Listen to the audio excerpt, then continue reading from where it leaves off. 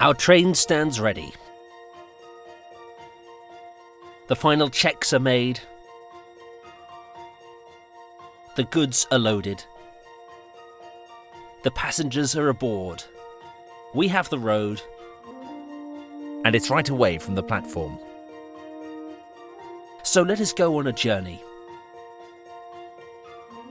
A journey through picturesque North Devon.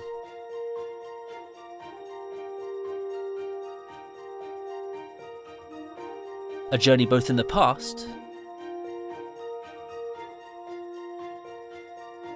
and in the present.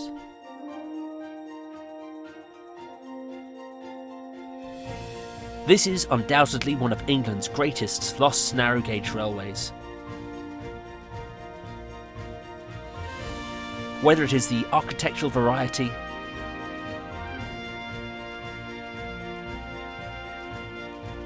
or the delightful landscape through which it passed,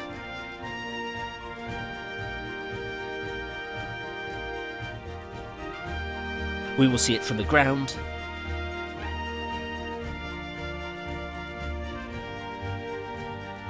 and from the air.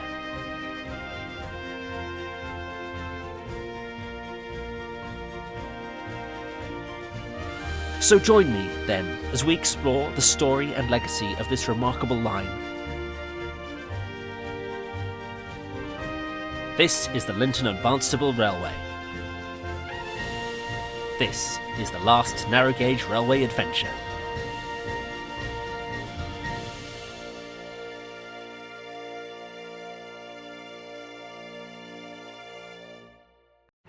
Hoping to capitalise upon increased tourism in the area, brought about by the arrival of the Devon and Somerset Railway, the scheme to construct a line to Lynton was backed by British publisher, editor, Liberal Party MP and Lynton Lynmouth benefactor Sir George Newnes, who was to become the line's first chairman.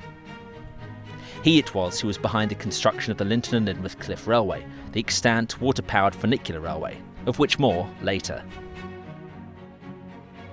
The terrain between Barnstaple and Lynton is, as we shall see, demanding, and it was deemed that a narrow gauge railway would be best suited to the often steep, meandering turns of the line's course.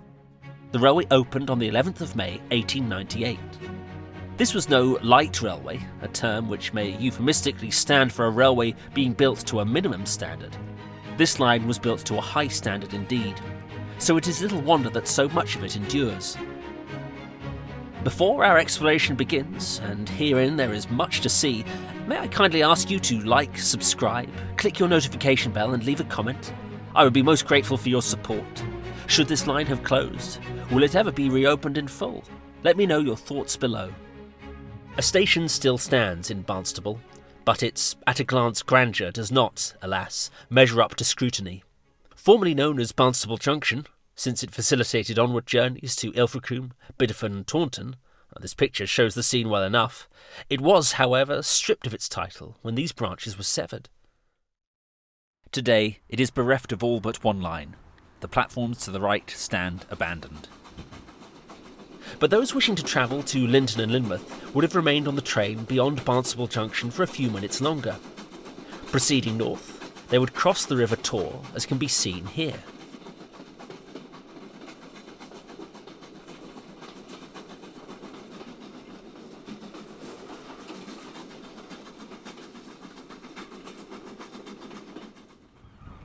This bridge is now long gone.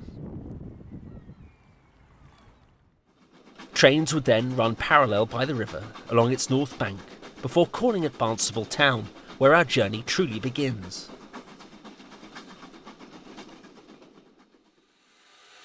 Viewed facing east, here narrow and standard gauge lines ran side by side. Without a connection either way now stands Barnstaple Town Station. After years in the wilderness, this delightful building has found second wind as a community centre. The signal box, beautifully restored, stands empty, but all about us there is so much to admire.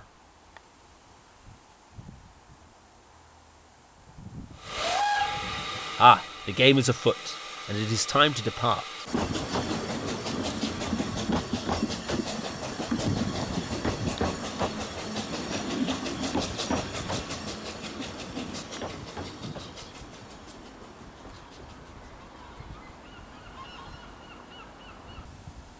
Almost immediately, trains took a protracted northeasterly curve through the town, along here on North Walk. Notice the distinctive-looking wharfside building to the right. It gives us an anchor point many decades hence.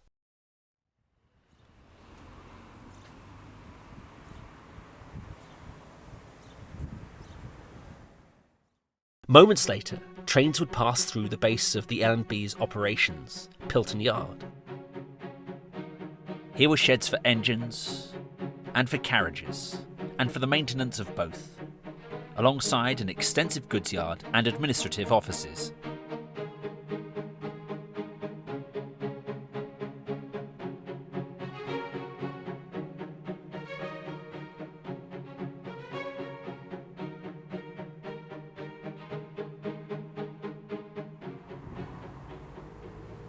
All this where a car park now stands.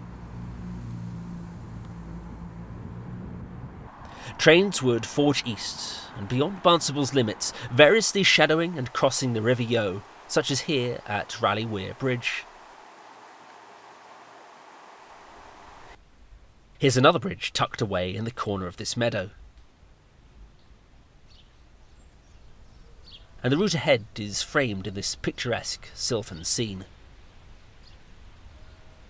After a time, trains would turn north. And just short of the 3rd milepost, we arrive at our first station, Snapper Halt. Opened in 1903, trains only ever called here by request and not after dark. And whilst they may no longer call here at all, we see that this secluded halt has benefited from the remarkable efforts of the volunteers of the present-day iteration of the Lynton and Barnstaple Railway, who, as we shall see, continue to do much to preserve, restore and rebuild this line, as well as protect its heritage. In fact, for many years after closure, one of the railway's coaches, 6991, remained in situ here and was used as a summer house. Gone now. In recent times, a short length of track and a bogie have been put into position. We bid farewell to this beautiful place. We have a happy ending for another carriage that was left here, number 6993, which was sold to the Festiniog Railway in Wales in 1959, dismantled, rebuilt and restored, where it has served this prestigious line ever since as a buffet car. We arrive at the site of Bridge 16 and our next crossing of the River Yeo, where all that remains of this structure is this brick pier.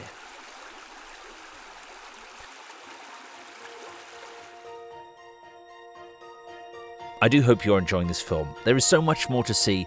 In the meantime, please don't forget to like, share, comment and subscribe.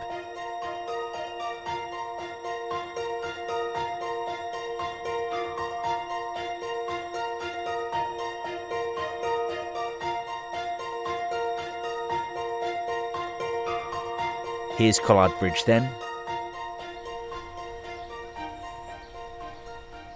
And now.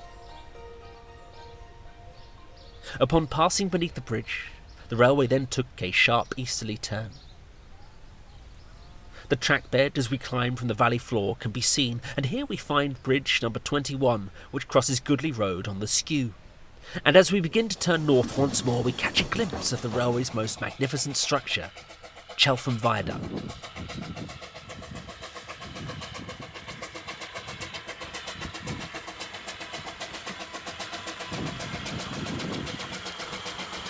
Rising 70 foot above the Stoke River Valley and comprising 8 42-foot spans, it is England's largest narrow-gauge viaduct.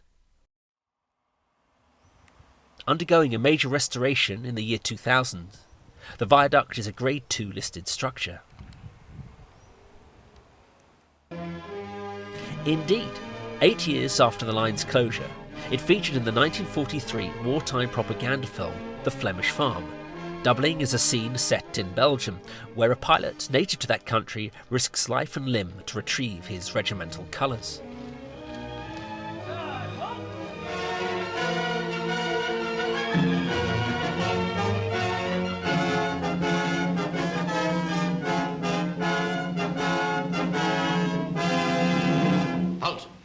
Your papers.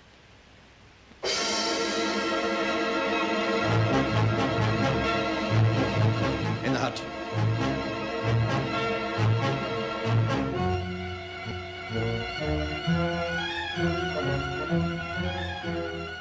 Thus, some 4.5 miles by rail from Barnstaple, we reach the station at Chelfham. The journey from Barnstaple would have taken 20 minutes, and it was here that trains on the single track line would have had an opportunity to pass one another. Whilst our train takes on water, let's see what remains of this station. If the remarkable work undertaken by volunteers at Snapper Halt hinted at their exacting and meticulous efforts, then Chelfham Station is the fulfilment of that promise. Widely regarded as the line's most picturesque station, completing the picture would be a train simmering beneath the trees awaiting departure. Such as this one, bound for Barnstaple.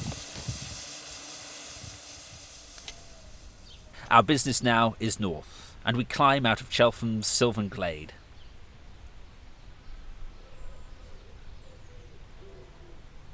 And a long locksaw bank which runs close to the valley top.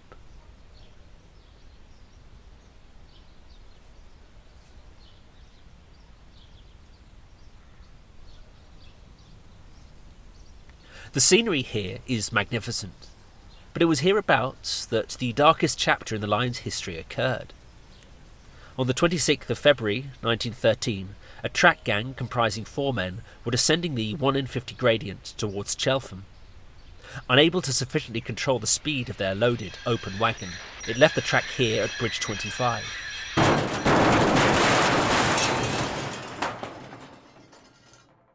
George Barrow was killed outright, and William Welch died a few days later on the 2nd of March. Both were buried in the churchyard at Bratton Fleming. For a railway with an exemplary record of safety, this was a dark day indeed. We stand a little north of that same bridge now, looking back towards Chelfham, and, though many decades have passed, time has not eroded the scale of the earthworks upon which the railway was carried. And with our back to Chelfham, we can see the railway's onward course travel out of the open farmland and into a deep cutting where Bridge 26, Holloway's Bridge, abides.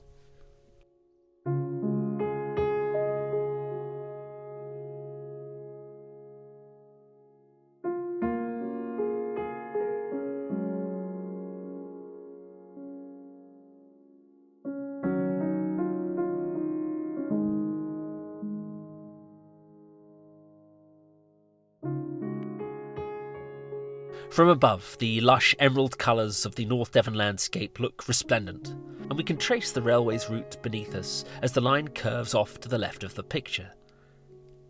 In so doing, it was here that, just shy of the 7th milepost, could be found Lancey Brook Viaduct. Like Chelfham Viaduct, it comprised 8 spans, but unlike its predecessor, it was 28 foot high and constructed from reinforced steel girders and a timber decking. And, unlike Chelfham Viaduct, it was ignominiously demolished as part of a training exercise during the Second World War.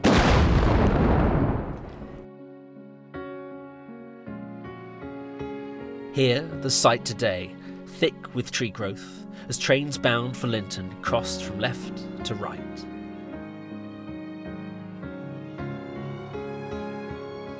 The remains of Bridge 32 continue to flank Mill Lane, which represents our last road crossing before our next station.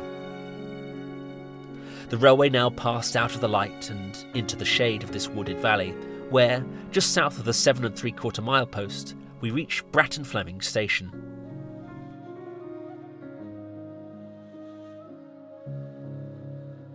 Serving the eponymous village half a mile hence, the station was set in a slight cutting and resembled Chelfham Station in character. A signal box was situated to the south of the platform, and a goods shed to its north. After closure, the station became a private residence for many years. Here's a picture from 2004. But in recent times, both the building and land were reacquired by the modern incarnation of the Lynton and Barnstaple Railway. More on their ambitions later. We will have to suffice with a view of its rooftop today. And from its western perimeter, the site of the goods shed and yard. For a closer look, here a train bound for Barnstaple pulls in,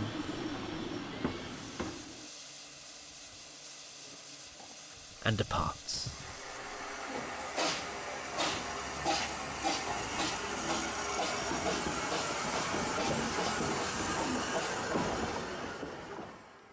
We too are unable to stay put. Trains would depart, turning north beneath Bridge 34 upon which we stand.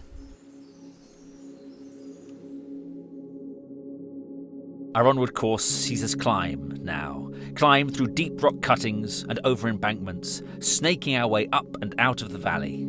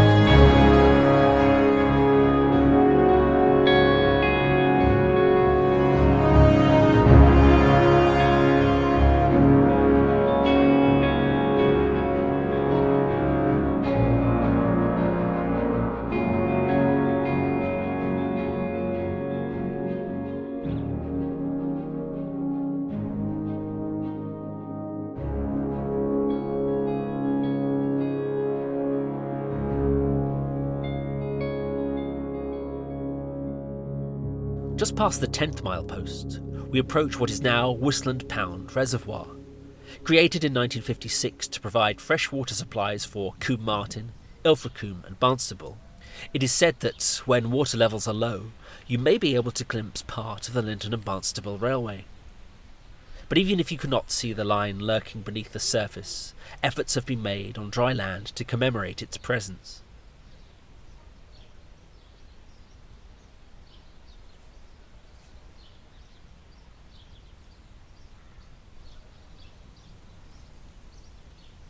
So the line took a horseshoe curve around what is now the eastern banks of the reservoir.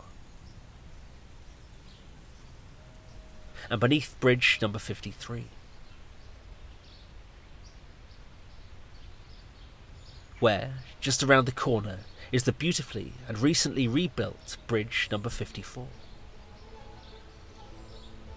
After which we press north towards our next calling point.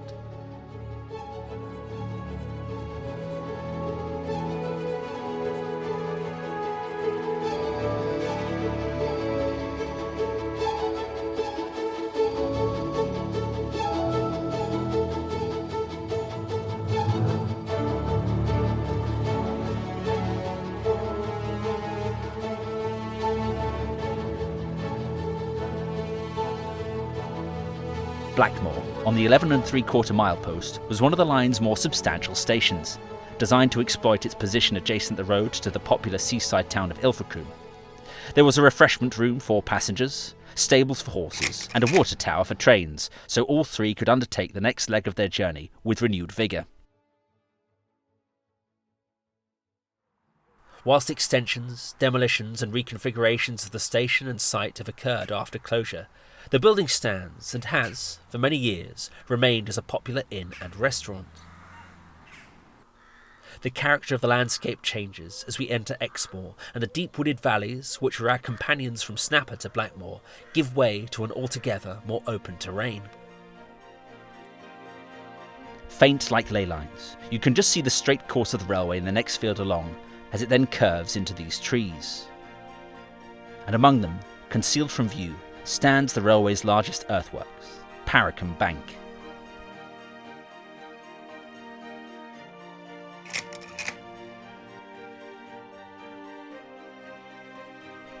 Owing to the vegetation, it is difficult to convey a sense of scale here.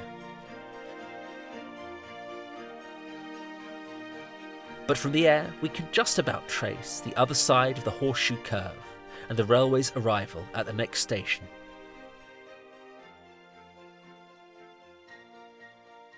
Opened in 1899, a year after the line itself, the station comprised of little more than a wooden shelter and a much-needed water tank from which engines would often be replenished. Here's the view south from Bridge 61. And a quite different view today. The aforesaid wooden shelter was replaced by a concrete one after the Southern Railway took over the line in 1923. And it still stands, as we see. We stand on Bridge 61 with Parracombe Halt just behind us and take in the view then and now.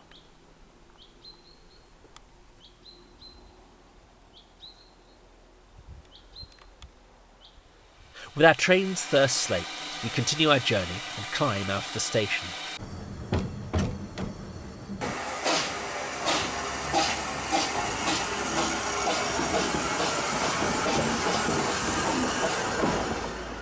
To the skies once more as we follow the shadow of the old railway beneath us. But, unexpectedly, we find these same deserted trackbeds we have traced hitherto occupied, and the fortunes of our railway here reversed. This is Killington Lane, not an original L&B station.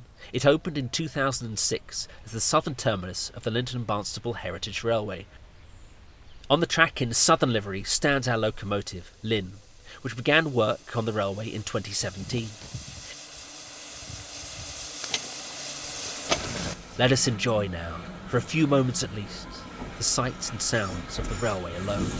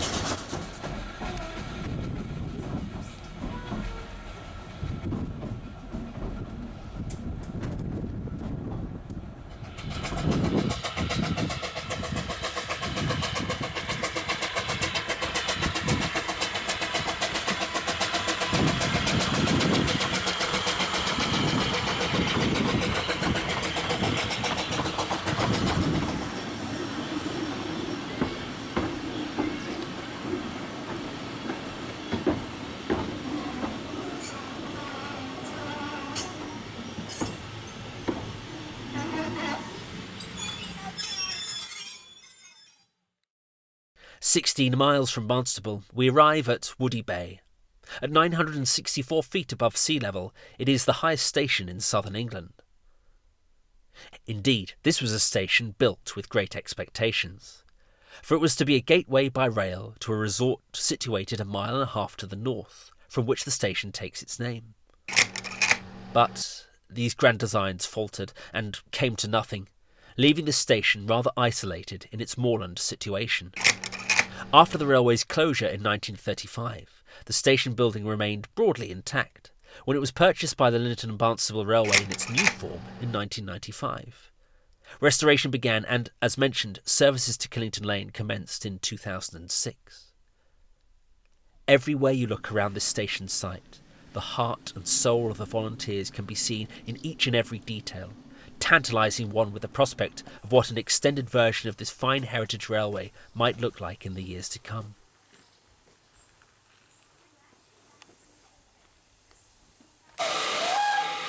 Lynn departs for Killington Lane once more.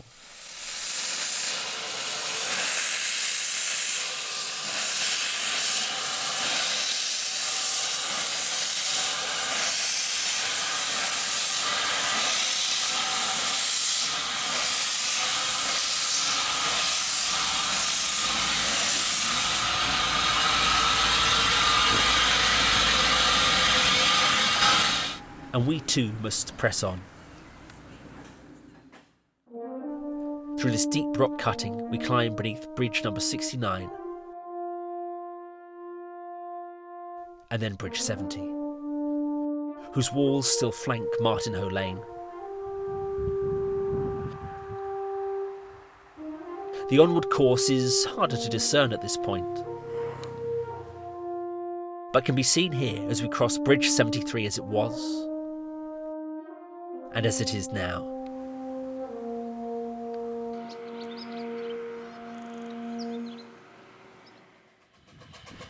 So we approach our penultimate stop and our final halt.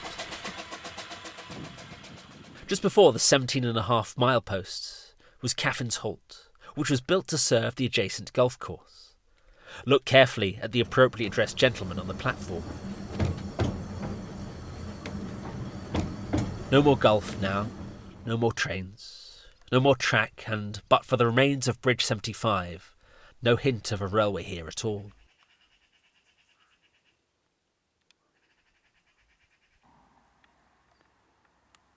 Entering the final phase of our journey, trains passed beneath a road overbridge here, number 76.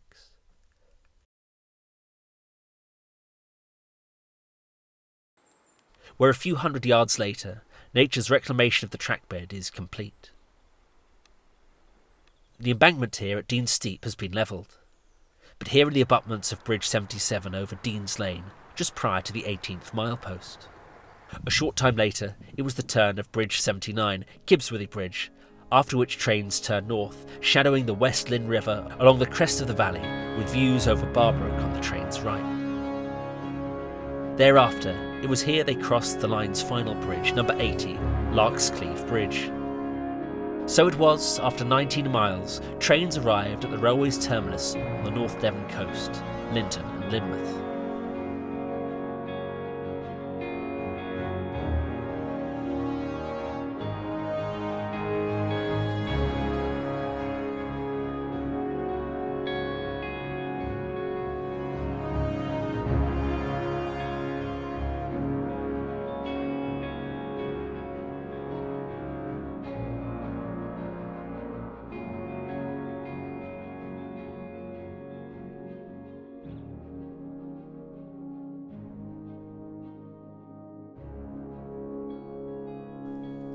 Today, the building still stands and is now a private residence.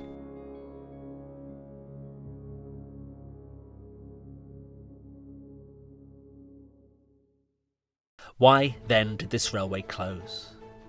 The reasons are several and will depend upon with whom you talk or what you read, but here are a few matters to consider. With the exception of Barnstaple, every station on the route served a reasonably remote community. The passengers were present, but not enough of them were there. Before the First World War, the line carried on average 100,000 passengers per annum. 20 years later, this had slumped to 32,000.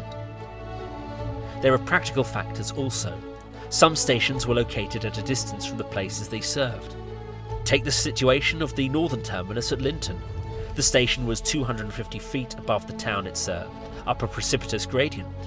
Its location was impractical and off-putting, to the extent that it was dubbed the invisible terminus by residents. Steps were taken over the years to try and mitigate this hindrance, but the fact of its inconvenience remained. Even the famous Cliff Railway was too far from the station to expedite journeys to Lynmouth. So near, and yet so far. Despite the Southern Railway's investment in the line, some consider that their approach to its operation was inflexible and maladaptive, applying the practices of running a mainline railway to a rural, narrow-gauge setting. And whilst today many would pay to enjoy the remarkable journey alone on this delightfully offbeat railway, this was something that did not seem to occur during the railway's brief existence. Operating at a loss for most of its life, and despite various economies, the numbers were not adding up. The railway's last train ran on September the 29th, 1935. And yet, rarely if ever before has the closing of a railway aroused such a keen interest as has been awakened throughout the country by the running of the last trains over the narrow-gauge Barnstaple-Lynton section of the Southern Railway. This is to be attributed very largely to the unusual character of the line and the magnificent scenery through which it passes. The remarks here speak to the enthusiasm and spirit of endeavour that has seen this railway rise from the ashes. So, what of the future of the Lynton and Barnstaple Railway? Over the course of recent years, the L&B has been purchasing both Trackbed and properties which were sold off when the original railway closed. Their ultimate ambition is to rebuild the railway between Lynton and Barnstaple to the greatest extent possible. But in the short term, the plan is to open the line south from Woody Bay to Parracombe, Blackmoor and Wistlandpound.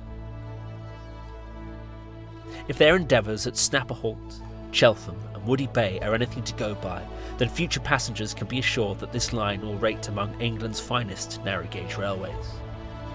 But it is the belief of this enthusiast that, even with only a mile of operational track to its name, this is already one of the great English narrow-gauge lines, if not the finest.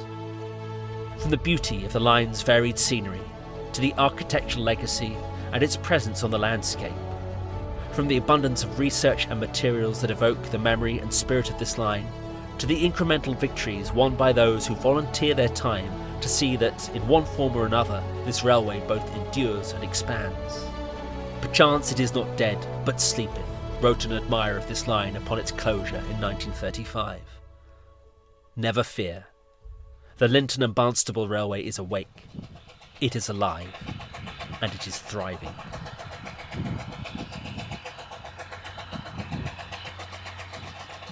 I hope you enjoyed this film. If you feel you can support my channel even further, then why not buy me a coffee? Details in the description below. Please do leave a comment, like, share, subscribe and hit your notification bell so that you can join me once again in rediscovering lost railways.